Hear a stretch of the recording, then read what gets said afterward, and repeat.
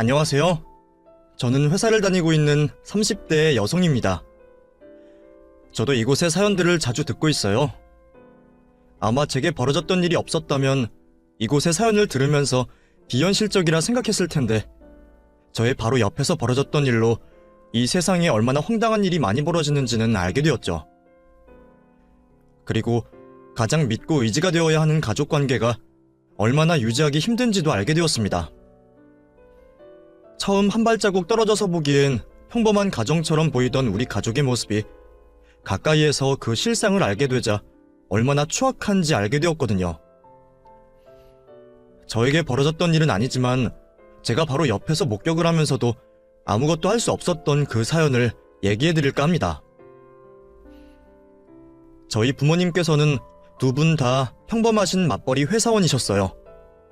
두 분 다 대학을 나오시고 꾸준히 사회생활을 하신 탓인지 부모님께선 제가 학교를 가기 전부터 제 학업에 관심이 참 많으셨습니다.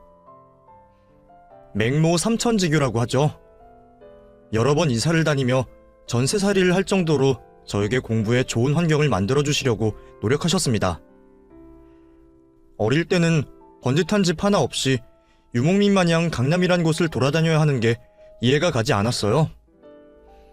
하지만 그만큼 학구열이 높은 지역에 있다 보니 어린 시절부터 자연스럽게 뛰어노는 것보다는 책상 앞에 앉아 공부하는 게 당연했고, 주변 친구들처럼 일찍이 학원을 다니게 되었죠.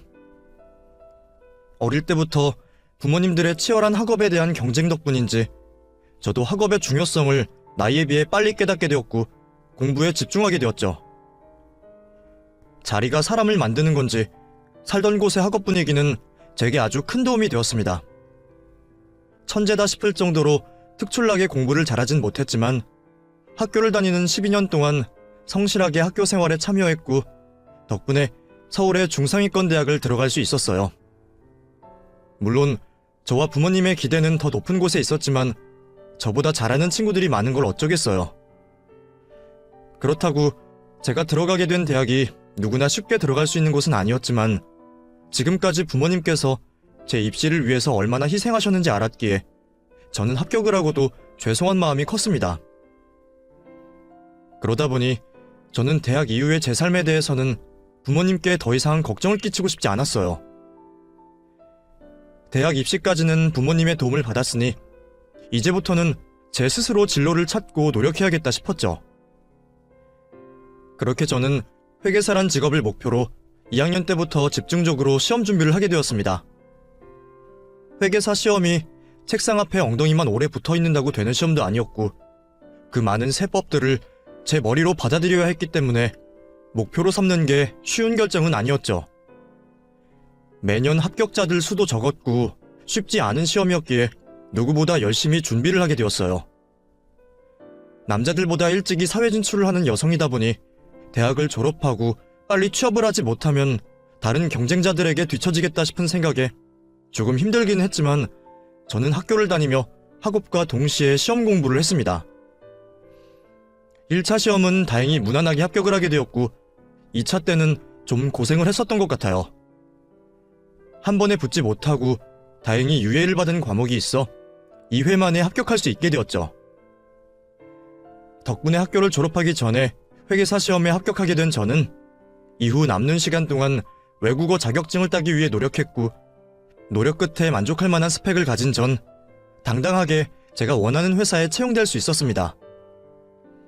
어쩌면 원하던 대학을 못 들어가게 된 것이 오히려 누구보다 빠르게 사회 진출과 안정적인 직업을 가질 수 있는 전화위복이 되었던 거죠.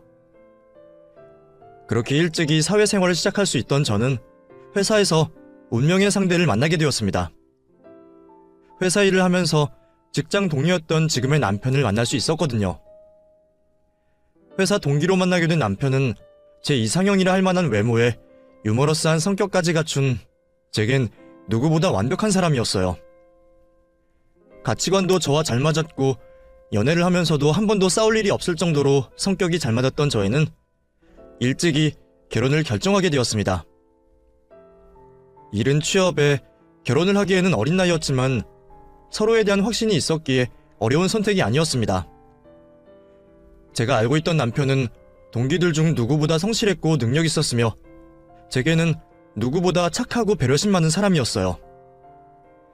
학창시절 얘기를 들어도 늘 전교권 안에서 놀 정도로 성적이 좋았고 예의 바른 모습들을 보면 가정교육도 잘 받았구나 알 수 있었습니다.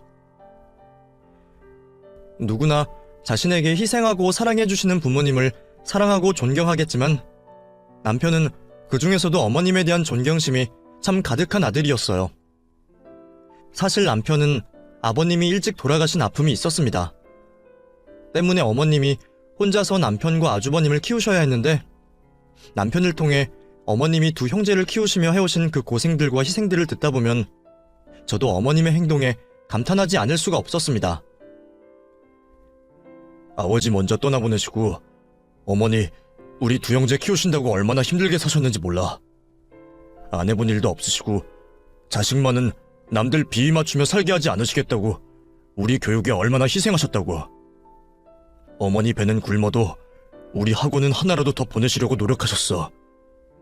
거기다 출근하시느라 피곤하실 텐데 새벽같이 일어나셔서 우리 도시락에 간식까지 해주시고. 그러니까 나랑 형 모두 공부만 집중할 수 있었고 이 정도 된 것 같아. 누구보다 자신의 어머니를 존경한다는 남편의 얘기를 저도 자주 들었기에 어머님을 뵙기 전부터 기대를 많이 하게 되었어요. 그리고 어머님과 같이 살고 계시다는 남편의 형님 내외분들을 만나는 것도 기대가 되었죠.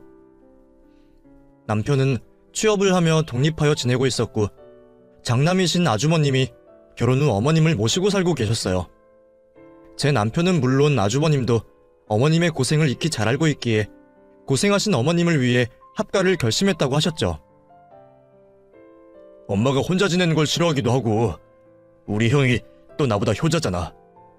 그래서 결혼하면서 엄마 모시겠다고 집 안 구하고 형수가 들어가서 살게 된 거야.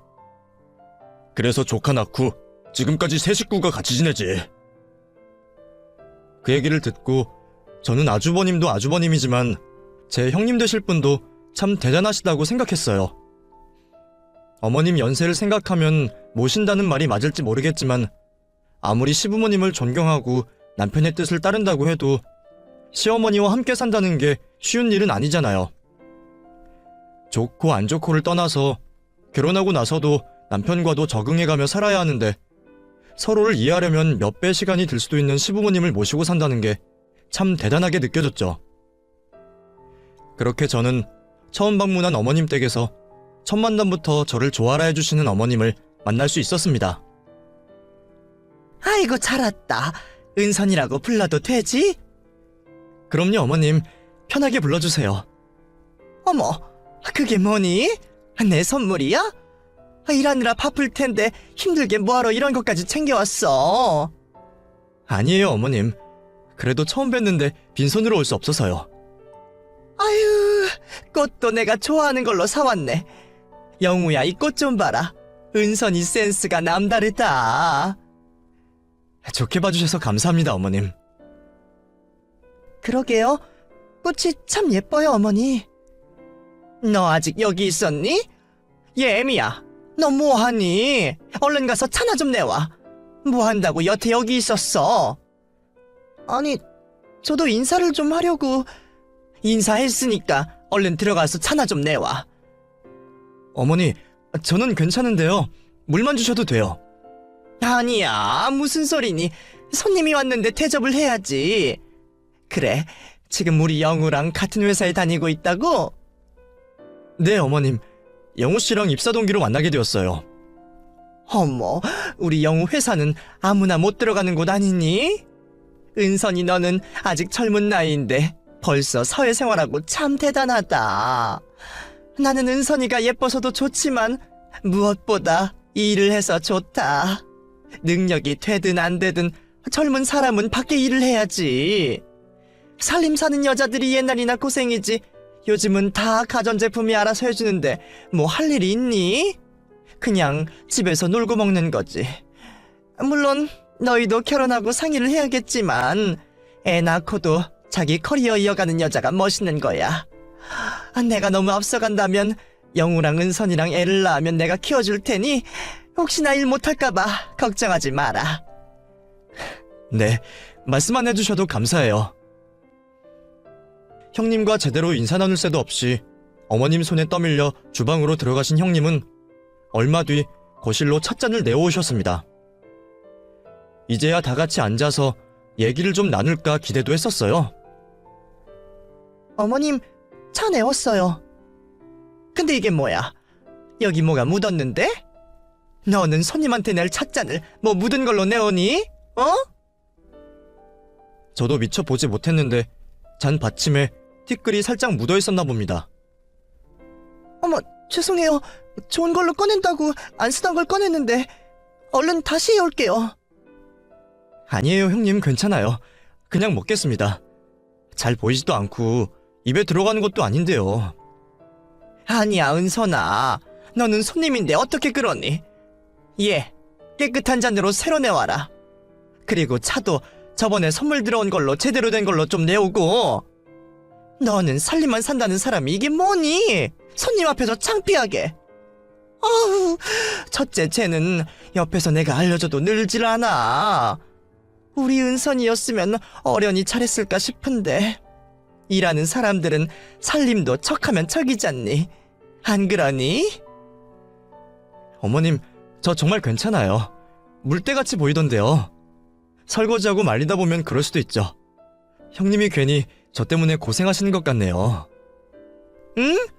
아유, 아니야, 얘. 내가 첫째 며느리랑 오래 사니까 편한 사이라서 그렇지 뭐라 하는 거 아니니? 혹시 은선이가 오해 안 했으면 하네. 처음 뵙는 자리였지만 어머님은 제가 마음에 드신 모양이셨어요. 다른 부분도 좋아하셨지만 특히 제가 전문직으로 일을 하고 있다는 걸 유독 좋아라 하셨죠. 아무래도 어머님께서도 한평생을 일을 하셔서 그런지 사회생활에 있어서 공감을 많이 해주시는 것 같았어요. 저를 대하시는 모습이나 나중을 말씀하시는 부분에서도 정말 좋은 시어머님이 되어주실 것 같아 마음이 놓였습니다. 하지만 조금 이상한 점도 있었습니다. 제 착각인지 모르겠지만 형님께서 어머님 눈치를 많이 보시는 듯 했고 어머님도 형님의 가벼운 실수나 행동을 가지고 흉을 보시는 게 이상했죠. 하지만 어머님 말씀처럼 몇 년 동안이나 같이 살다 보니 너무 편해서 나오는 행동이라 생각했습니다. 그렇게 다행히 저를 예뻐라 하시는 시어머님 때문에 상견례장에서도 좋은 분위기 속 부모님의 혼담을 나눌 수 있었고 결혼하는 데 있어서도 어느 하나 막힘없이 술술 풀렸죠. 그렇게 저희는 만난 지 3년 만에 결혼을 하게 되었고 양가 부모님의 도움을 받지 않고 은행 대출만 받은 채 신도시 아파트를 구할 수 있었습니다.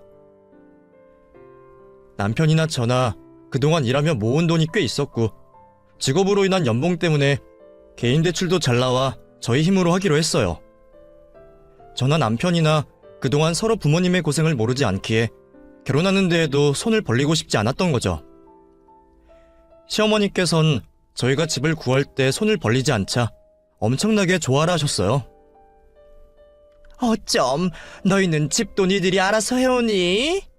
다른 집 애들은 번듯한 회사 다녀도 대출이 안 나와서 부모들한테 손 벌리고도 힘들다 하는데 역시 내가 첫째 며느리 복은 없어도 둘째 며느리 복은 있나 보다. 물론 저희 나이에 부모 도움 없이 집을 구한다는 게 쉽지 않은 일인 것도 사실이고 그런 저희의 노력을 대견해 하시고 제 칭찬을 해주시는 건 참 감사했어요. 하지만 그러면서도 저와 형님을 비교하듯 형님을 깎아내리는 듯한 어머님의 말씀이 마음에 걸리긴 했습니다. 형님이 집을 안 해와서 불만이라고 하시기에는 어머님을 모시고 사니 그럴 필요가 없었고 그렇다고 다른 부분이 마음에 안 드시기에는 형님은 정말 좋으신 분이었거든요. 우리 형수님 정말 착하셔. 아주 만약이라도 당신이 형수님을 괴롭히는 일은 있을 수 있는데 형수님이 당신 괴롭히거나 하대하는 일은 없을걸? 정말이야. 남 미워할 줄 모르시고 참 마음 씀씀이가 고우시지. 아무리 내가 도련님이라고 해도 형수님 만나고 나서는 거의 어머니처럼 나를 챙겨주셨다니까. 회계사 된 것도 형수님 덕도 있어. 그래서 나도 형수님한테 갚은 은혜가 산더미야. 그러니까 당신도 형수님이랑 잘 지냈으면 좋겠어. 워낙 말도 없으시고 수줍음도 많으신 분이라 그렇지 당신 먼저 다가가면 좋아하실 거야. 남편의 말처럼 제가 직접 겪어본 형님께서는 남편이 말한 것보다 더 순하고 착하신 분이었어요. 그리고 그런 형님의 배려 덕분에 저 역시도 감사한 일이 참 많았죠. 회사 업무가 바쁘다 보니 저는 결혼 후에도 시댁에 한번 찾아가 뵙는 게 참 힘든 일이 되었습니다. 저희 일이 바빠지기 시작하면 눈코 뜰 새 없이 바쁜 업무다 보니 아무래도 시간을 맞추는 게 어려웠죠. 물론 저도 최대한 찾아뵈려 노력했지만 노력만큼 마음을 전하지 못해 늘 죄송스러웠어요. 게다가 유독 제사가 많은 시댁 사정 때문에 더욱 마음이 불편했죠. 시어머님께선 밖에서 일하는 게 우선이라며 저를 배려해 주셨지만 저는 저 대신에 제 몫까지 하고 계시는 형님께 항상 죄송한 마음을 가지고 있었습니다. 제가 형님 입장에서 반대로 생각해봐도 이 일 저 일 회사 일 핑계대며 제사 한번 도와주지 않는 동서가 얼마나 밉겠어요. 그런데 참 착한 형님께선 단 한 번도 저에게 싫은 소리를 안 하시더라고요. 형님, 죄송해요. 저번 주에는 제사가 2번이나 있으셨다면서요. 제가 도와드려야 하는데 매번 죄송해요.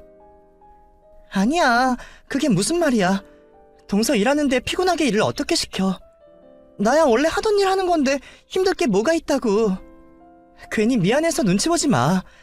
부엌 일도 내가 할 테니까 동서는 가서 어머님 대화 상대 해드려. 어머님이 동서 많이 보고 싶어 하셨잖아. 그래도 어떻게 매번 와서 형님만 일하시는 걸 지켜봐요. 저랑 같이 해요. 이럴 때 아니면 형님이랑 언제 또 대화하고 그러겠어요. 그리고 이거 제가 드리는 뇌물이에요. 형님 선물. 아휴, 동서 나한테까지 돈을 써. 그냥 동서 사고 싶은 거 사지. 다음부터는 이런 거 사오지 마. 어차피 나는 집에만 있어서 이런 거 하고 다닐 것도 없어. 아니에요, 형님. 제가 고맙고 죄송해서 그렇죠. 그리고 이건 수고비예요. 돈 드리는 게 예의가 아닐 수도 있는데 나쁜 뜻은 아니고 매번 혼자 고생하시니까 제가 보답 차원에서 준비했어요. 형님 고생 많으셨는데 마사지라도 받고 좀 쉬세요. 다음에는 꼭 참석해서 형님 도와드릴게요. 매번 말로만 도와드린다고 했지 형님에게 고마움과 미안함을 표현할 방법이 없던 전 선물이나 수고비를 드리면서 부족한 저를 좋아해 주시는 형님에게 조금이나마 보답하고 싶었습니다. 그래서 종종 어머님 댁에 들릴 날이 있으면 형님 선물과 수고비를 챙겨서 갔죠. 그러던 어느 날, 그날도 저녁 준비를 하면서 형님과 주방에 있을 때였어요. 어머님 몰래 이번에도 선물과 수고비를 드리려고 한 순간 어머님이 그 장면을 목격하신 겁니다. 너네 뭐하니? 은선이 너 손에 있는 게 뭐야? 네? 아, 저번에 제가 형님 못 도와드려서요. 대신 해주신 게 고마워서 선물이랑 수고비 좀 드렸는데. 뭐? 예. 너는 은선이한테 얼마나 눈치를 줬으면 은선이가 너한테 벌써부터 벌벌 키니? 네가 손윗 사람이라고 애를 잡니? 어머님 아니에요. 제가 미안해서 형님께 드리려고 한 거예요. 나 참, 은선아. 얘는 당연히 해야 할 자기 할 일을 하는 거야. 네가 오고 싶지 않아서 안 온 것도 아니고 회사 일하다가 그렇게 된 건데 왜 미안해하니? 네가 없어도 얘가 해야 할 일인데 네가 미안해할 게 뭐가 있어? 그리고 아무리 돈 잘 번다고 하지만 돈 아까운 줄은 알아야지. 쟤한테 줄 돈 있으면 내 용돈 좀 더 줘라. 쟤는 일 못해도 먹여주고 재워주고 내가 알아서 다 해주잖니. 알겠지, 은선아? 혹시나 시어머니 모시고 사는 형님이 불편하실까봐 늘 몰래 드렸는데 그러기를 잘했다 싶었어요. 설마 들켜도 눈치나 보겠지 했던 제 예상과 달리 어머님은 심한 말을 하셨고 괜히 제 행동 때문에 애꿎은 형님만 더 질책을 받으셨네요. 사실 처음에는 저도 어머님의 행동이 별일이 아니라 생각했습니다. 시어머님이 며느리 혼낼 수도 있고 저보다 두 분이 오래된 관계이다 보니 편하셔서 그런다고 생각했어요. 그런데 어머님은 형님 잘못이 아닌 일에도 늘 형님을 가지고 구박을 하셨습니다. 한두 번이야 그러려니 해도 결혼 후 그런 광경을 종종 보다 보니 저는 어머님이 점점 이유 없이 형님을 혼내신다고 느껴졌어요. 살림과 육아만으로도 힘드실 텐데 시집살이까지 시달리는 형님이 너무 안타까웠고 저는 그런 형님을 조금이나마 도와드리고 싶었습니다. 그렇다고 같이 살지 않는 제가 뭘 얼마나 할 수 있겠어요? 제가 할 수 있는 건 최대한 자주 찾아가 어머님 몰래 형님과 시간을 보내고 종종 응원의 메시지와 기프티콘 같은 선물을 해드리는 정도였죠. 그런데 어머님은 날이 갈수록 제 앞에서 거리낌 없이 형님을 괴롭히시는 모습을 보여주셨어요. 은선이 왔니? 밥은 먹었어? 아니요, 오늘은 제가 요리해서 대접해드리려고 재료 좀 사가지고 왔어요. 아니, 우리 은선이가 무슨 요리를 한다고 그래? 일하는 것도 힘들 텐데 여기 와서는 좀 쉬지. 뭐 먹고 싶은 게 있니? 그럼 놔둬라. 쟤한테 시키면 되니까. 너는 하지 말고 앉아서 TV 보면서 쉬고 있어라. 아니에요, 어머님. 오늘은 제가 할게요. 형님이 그동안 고생이 많으셨잖아요. 형님, 방에 들어가셔서 좀 쉬고 계세요. 제가 요리 다 되면 알려드릴게요. 제가 어쩔 수 없이 돈과 선물로 형님께 죄송함을 표현했었지만 마음속으로는 늘 그렇게 행동으로 보답을 해드리고 싶었어요. 그래서 365일 내내 매일 주방을 떠나지 않으시는 형님을 위해서 잠시나마 휴식을 취하시라고 준비한 자리였죠. 그런데 어머님은 형님이 쉬고 있는 게 마음에 안 드셨나 봅니다. 기어이 형님을 다시 불러내셔서 또 타박을 주셨어요. 얘, 너는 쉬란다고 정말 쉬고 있니? 동서가 주방에 있으면 뭐라도 도와주겠다고 주방 옆에 붙어 있어야지. 눈치 없이 이러고 있니? 아, 꼬리야. 내가 정말 이런 미련 곰탱이랑 산다. 죄송해요, 어머님. 동서, 내가 뭐 하면 될까? 어머님, 정말 저 혼자 할 수 있어요. 형님께서 정말 안 도와주셔도 되는데. 제가 괜찮다는데도 또 여지없이 그러시는 어머님을 보고 당황스러웠습니다. 그러자 형님께서 나지막이 어머님 몰래 저에게 말하셨어요. 동서, 그냥 내가 뭐라도 하는 게 나아. 그래야 아무 소리 없이 끝나. 나 괜찮으니까 아무거나 일 좀 줘. 그때 형님의 표정과 목소리를 잊을 수가 없어요. 마치 협박이라도 당한 것 마냥 저에게 부탁하는 눈빛인 형님의 표정을 보며 제가 또 괜한 일을 만들었구나 싶었습니다. 그렇게 제 의도와 다르게 결국 형님까지 붙어 일을 하게 되었습니다. 다행히 보람은 있게 가족들 모두 맛있게 식사를 하였고 식사 자리를 마치고 나선 저는 형님과 주방 정리를 하고 있었죠. 그때 어머님께서 주방으로 들어오셨습니다. 내가 은선이 덕분에 처음 먹어보는 요리도 먹고 이렇게 호강을 하는구나. 은선아, 오늘 고생 많았다. 네가 이렇게 마음 씀씀이가 고우니 내가 너를 좋아하지. 이리 와, 여기 식탁이라도 앉아서 쉬어라. 요리하느라 고생했는데. 네, 여기 정리만 마저 하고 쉴게요. 은선이는 사돈분들 중 누굴 닮아서 이렇게 부지런하니? 손도 야물딱지고. 며느리 둘이서 주방에 있는데 하나는 깨진 독처럼 넣어도 부족하고 하나는 뭘 넣지 않아도 가득 찬 게 참 기가 차다. 우리 영우는 은선이 만나서 매일같이 예쁜 은선이 보고 맛있는 밥도 먹고 호강하는데 우리 영문이는 무슨 죄가 있다고 쟤를 만나서 옛날부터 여자 잘 만나야 남자 인생이 핀다고 했는데 우리 영우는 피고 영문이는 내가 첫째만 생각하면 속이 터진다 터져. 이전까지도 어머님이 하시는 말이 심하다고 생각했는데 이번에는 너무하다고 생각했어요. 말씀하시는 내내 오히려 제가 형님 보기 민망해져서 얼굴을 들 수가 없었죠. 형님 얼굴이 어떨지 뻔히 아니 제가 눈을 둘 곳이 없더라고요. 저희 형님, 어머님께서 하도 뭐라고 하셔서 그렇지 다른 집 어느 며느리랑 비교해도 저런 특급 며느리 찾기 힘들 정도였습니다.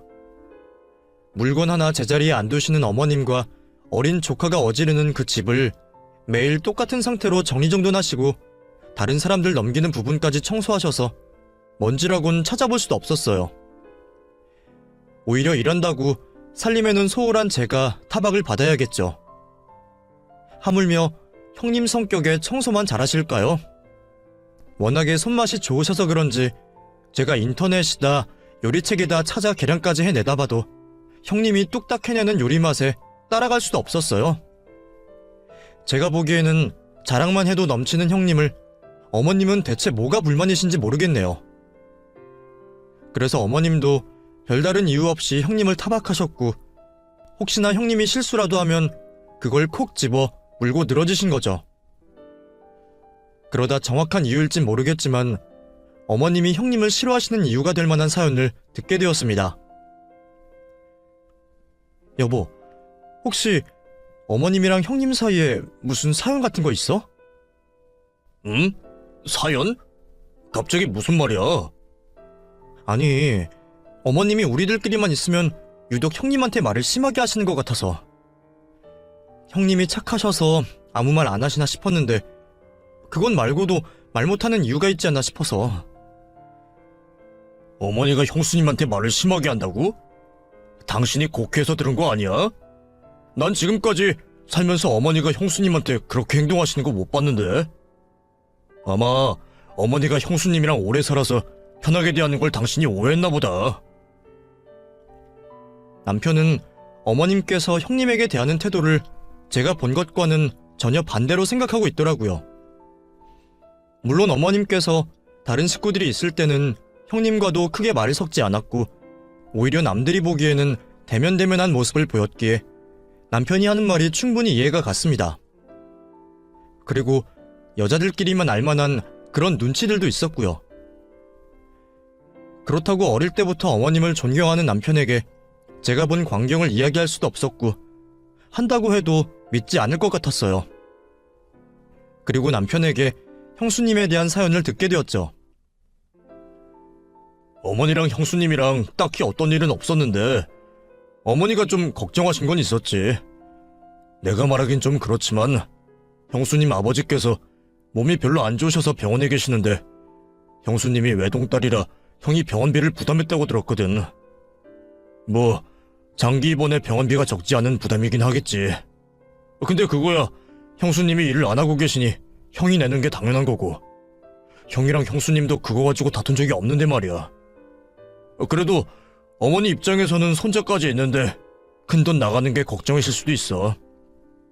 그렇다고 그것 때문에 어머니가 형수님을 미워하실까?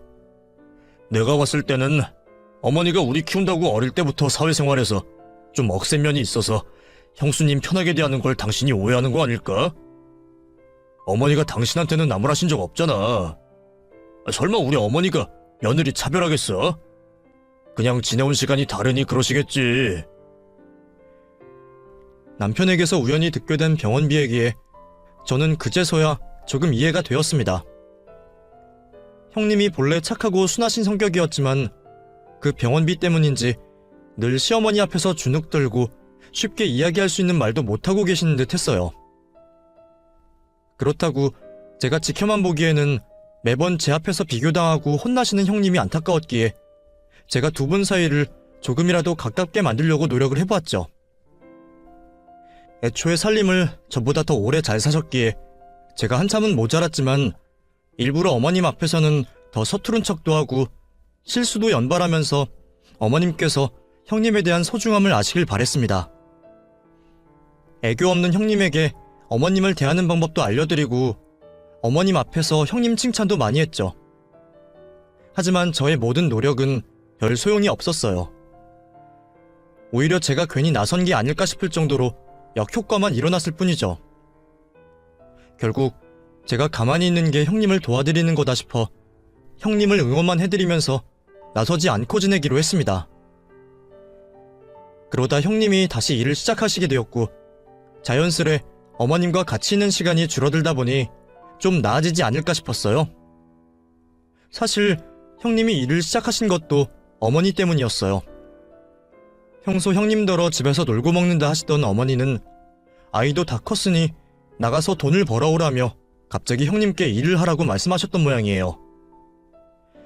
결국 형님은 밖으로 내쫓기듯 일을 구하셔야 했습니다. 하지만 대학을 나오고 곧바로 결혼해 가정주부로 살아오신 형님께서 뒤늦게 일자리를 구하는 게 쉬운 일은 아니셨죠. 형님이 걱정이 많아 보이시기에 저도 신경이 쓰였습니다. 그러다 제 선배 회계사 중에 사무실을 개업한 분이 계셨고 그곳에 사무업 하는 분이 필요하다 해서 제가 형님을 추천했습니다. 어차피 서류 분류와 정리, 전화응대 정도의 업무였고 형님 정도의 야무진 성격과 일머리라면 충분히 잘하실 거라 생각했습니다.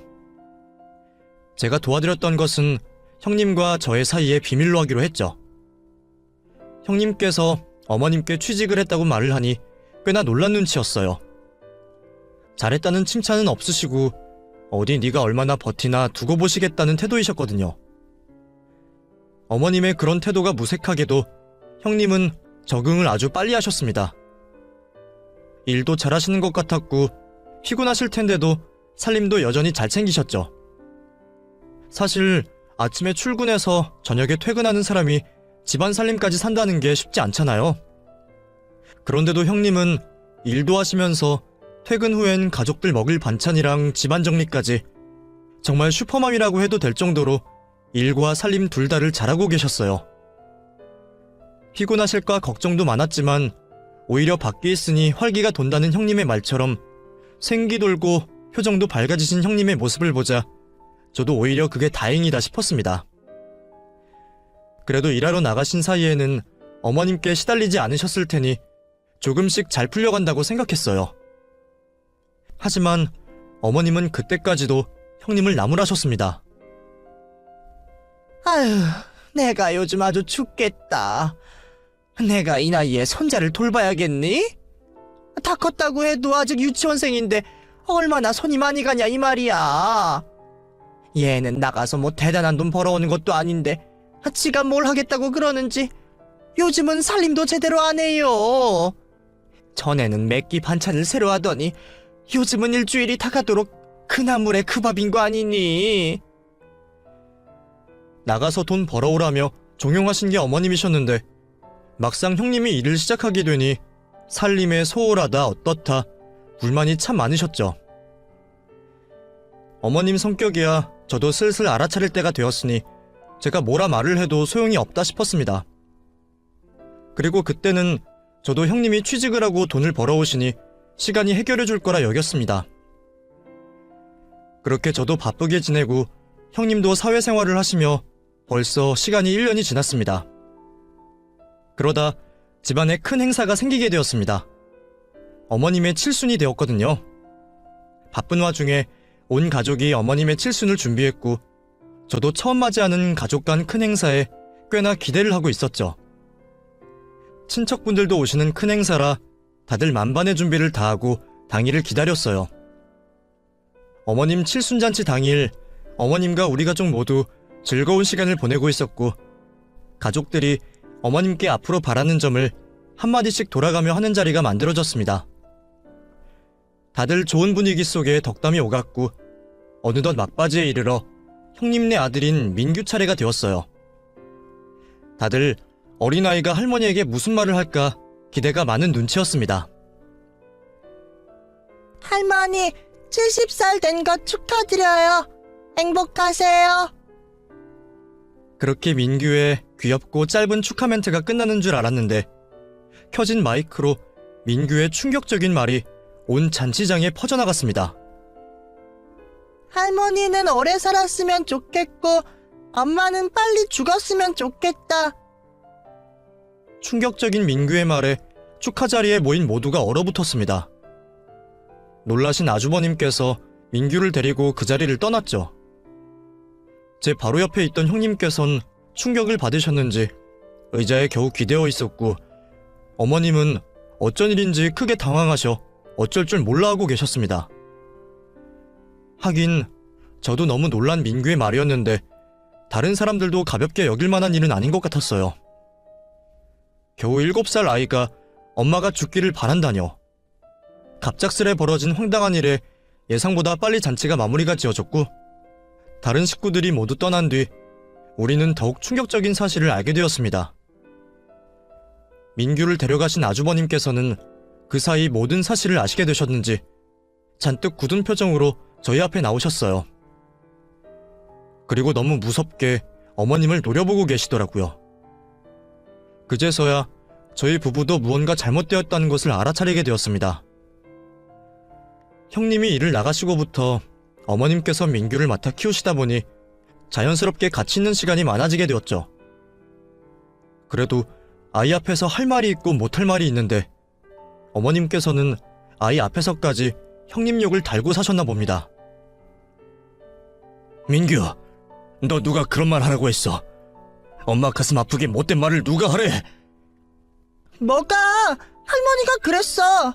엄마는 게으르고 집안일도 못하는 게 나 키우는 게 귀찮아서 할머니한테 맡기고 일하는 척 놀러나가는 거라고. 엄마가 나랑 아빠 사랑하지 않아서 챙겨주는 것도 대충 하는 거고 우리 집 등골 빼먹는다고 했단 말이야. 아빠도 엄마한테 속으면 안 돼. 할머니가 그랬는데 언제 다른 남자랑 바람나서 우리 버릴지 모른다고 말했어. 그래서 엄마가 없어야 우리 가족이 행복하다고 그랬어. 이외에도 민규 입에서 나온 말은 절대로 민규 나이대가 들어선 안 되는 이야기였고 차마 저희가 듣기에도 거북스러울 정도의 이야기였습니다. 충격인 건 아이가 이미 그런 잘못된 이야기들을 사실처럼 생각한다는 거였어요. 더군다나 그런 거짓된 사실을 어머님께서 아이에게 주입시켰다는 게 큰 문제였죠. 어머님께서 형님을 어느 정도 싫어하시는지는 알았지만 아이에게까지 거짓말과 입에 담을 수도 없는 말들을 했다는 것이 저에게 충격으로 다가왔습니다. 물론 가족 전부에게도 충격이었겠죠. 어머니, 말씀 좀 해보세요. 민규가 하는 말이 다 사실이에요? 어머니께서 민규한테 제 아내 욕하신 거예요? 아니다. 내가 흉을 본 건 맞는데 그 정도까진 아니야. 민규가 지어낸 거짓말이다. 일 때문에 소홀한 거 가지고 흉을 본 건 맞지만 내가 어떻게 그런 상스러운 말까지 했겠니? 아범아, 애미 믿지? 애미가 너희를 어떻게 키웠는데 네 아내를 그렇게 생각하겠어? 어머님, 정말 너무하시네요. 그동안 저한테 그러시는 거야. 제가 시집살이라 생각하고 참았다지만 어떻게 손자한테까지 그런 말을 하실 수 있으세요? 아들 키우셨다는 분이 엄마랑 아들 사이를 갈라놓으셔도 되는 거예요? 너는 무슨 말을 그렇게 하냐? 내가 언제 너를 욕하고 괴롭혔다고. 누가 들으면 정말 내가 그렇게 행동한 줄 알겠다. 봐라 아범아, 얘가 이런 애다. 분위기 봐서 거짓말을 살살 하잖니. 은선아, 네가 봐서 알지? 내가 첫째한테 뭐라 하든? 어머님, 해도 너무하세요. 지금까지 행동 솔직히 말씀하시고 형님께 사과하시면 끝날 일이잖아요. 저도 듣고 본 게 있는데 어떻게 저한테까지 거짓말하라고 하세요? 뭐? 예, 내가 쟤는 괴롭혀도 너는 내가 아꼈는데 그러면 안 되지. 제가 회사 다닌다는 이유 덕분에 시달리지 않은 거지 다른 상황이었으면 모르잖아요. 어머님, 그냥 형님께 진심으로 사과하시고 용서 구하세요. 어머, 얘 말하는 것 봐라. 첫째랑 너희 짰구나. 내가 다 알았어. 세상에 믿을 사람 없다더니. 아들들아, 엄마 알잖니? 응? 너네 여자 치마폭에 쌓여서 정말 믿을 거니? 어머님께서는 끝까지 자신이 한 행동을 인정하지 않으셨어요. 그러면서 형님과 저, 민규까지 거짓말쟁이로 만드셨죠. 어머님에 대한 존경심이 가득했던 아주버님은 어머님께 실망하여 짐을 싸서 저희 집으로 오셨어요. 그날 이후로 형님은 어머님 집을 나와 분가하게 되었고 어머님과 영영 연을 끊게 되셨죠. 결국 장남과 인연 끊기고 혼자 되신 어머님은 그 뒤로 저희에게 앓는 소리를 하시면서 계속해서 합가하고 살자고 하셨지만 어머님 행동에 충격을 받았던 남편은 이를 거절하였죠. 네 영이 완전히 정신이 나갔어. 첫째 걔한테 무슨 말을 들은 건지 영문이도 이상해졌다. 얘 영우야, 엄마가 너네 키운다고 고생해서 몸이 말이 아니잖니. 혼자 어떻게 지내겠어? 내가 은선이 예뻐하는 거 알지? 영우 너라도 들어와서 같이 살자. 어머니, 형이 잘못된 게 아니고 어머니께서 잘못하신 거예요. 아직까지 인정 안 하시면 어떡해요. 말씀처럼 어머니가 저희 키우신다고 희생하신 거 알아요. 그래서 그 자식된 돌이 저 혼자 할게요. 괜히 은선이까지 끌어들이지 마세요. 뭐? 어떻게 영우 너까지 그럴 수가 있니? 어머니, 계속 그러시면 저도 형과 똑같은 선택할 수밖에 없어요. 그만하세요. 남편은 고맙게도 저에게 어머님과의 거리를 두게 해주었고 지금까지 혼자서 어머님의 일을 처리하고 있습니다. 어머님과 떨어지게 된 형님은 이전 제가 보았던 사람과는 전혀 다른 사람이 되셨어요. 이전에는 이렇게까지 예쁜 분이신 줄 몰랐는데 얼굴은 꽃이 개화하듯 화사해졌고 입꼬리는 항상 올라가 있어 웃상이 되셨죠. 시어머님과 같이 살고 계셔 항상 고마움과 미안함을 제대로 표현하지 못한 전 이제서야 형님과 같이 다니며 그 마음을 조금씩 갚고 있습니다. 조카 민규도 다행히 어머님과 빨리 떨어져서인지 할머니에게 잘못된 사실을 배웠다는 걸 깨달았고 지금은 누구보다 착한 아들로 형님과 행복하게 살고 있어요. 가끔 홀로 계시는 어머님을 생각하면 안쓰럽기도 하지만 끝까지 자신이 한 일을 인정 안 하시는 모습을 보면 이게 다 자업자득이라고 생각되고 저도 정신 똑바로 차리려고 합니다. 형님이 당하신 일을 제가 당했을 수도 있으니 말이죠. 부디 나중에라도 어머님께서 자신이 한 행동을 반성하셨으면 해요. 그리고 저희 식구와 형님네 식구 모두 늙어서까지 사이좋게 지냈으면 하네요. 남들에게 이야기하긴 부끄럽던 이야기지만 잘 들어주셔서 감사합니다. 여러분들도 형제간에 서로 배려하시며 사이좋게 지내셨으면 좋겠네요.